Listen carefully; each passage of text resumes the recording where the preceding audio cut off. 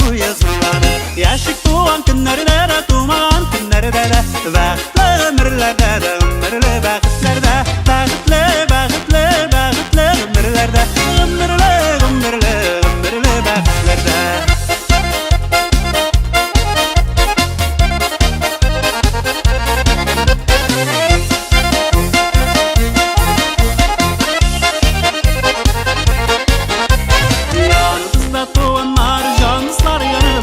Şatlık bilen kuruşurga sebep buldu dağında.